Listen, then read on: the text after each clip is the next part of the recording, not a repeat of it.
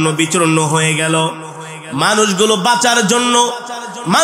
বাঁচার জন্য আর্তনাদ করতেছে, তোমার কাছে সাহায্য চাচ্ছে। ওই অবস্থায় ওই সমুদ্রের মধ্যে জাহাজের তক্তার উপরে একটা মহিলা, গর্ভবতী মহিলা, ওই তক্তা ধরে কোন রকম বেঁচে ছিল, কিন্তু তার পেটে ছিল সন্তান।